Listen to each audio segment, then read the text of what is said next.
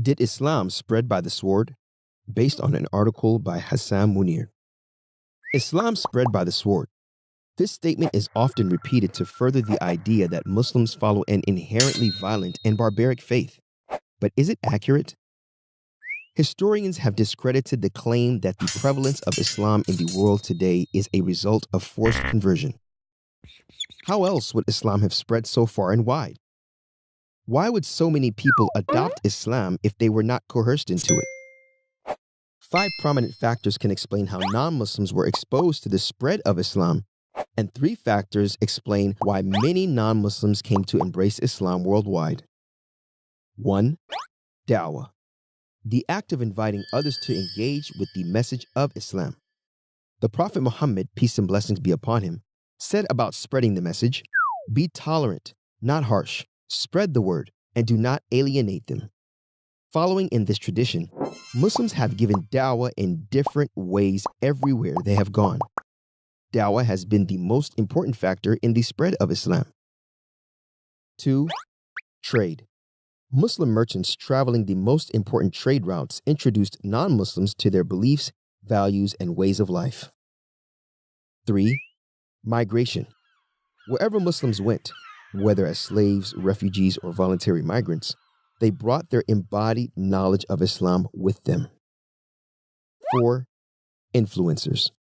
Social, political, and/or personal influencers' conversions to Islam drew their followers, admirers, and subjects closer to Islam. One example of an influencer spreading the message of Islam is the famous Chinese Muslim admiral Zheng Ho, who during his journeys established mosques throughout Southeast Asia, especially on the island of Java. Today, there are over 100 million Javanese Muslims.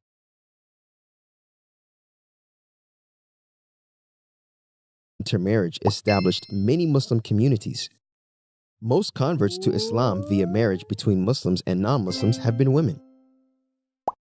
Now we know how the message of Islam spread, but why was it accepted?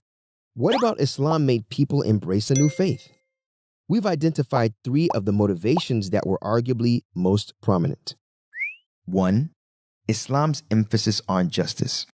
Islam's promise of changing economic, social, and spiritual realities and of giving the same status to people regardless of their race, wealth, or gender held wide appeal, especially for historically disadvantaged people. 2. Islam's emphasis on unity. Unity was an integral part of Islam that kept Muslims connected to other Muslims, irrespective of their distance from each other.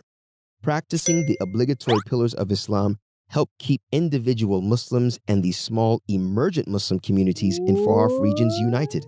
Salah, daily prayers, helped the Muslims unify locally, and Hajj helped them identify as integral members of a global ummah. 3. The universality of Islam. The Islamic principle known as urf meant that all cultural customs were permissible by default, unless explicitly forbidden, making it culturally friendly and timeless across the globe. Taken together, all of these factors had the cumulative effect of spreading Islam across the globe over a period of centuries. Rather than the quick, brutal conquest and forced conversion narrative that is common, the process was much more gradual and organic. We need to stop glossing over history by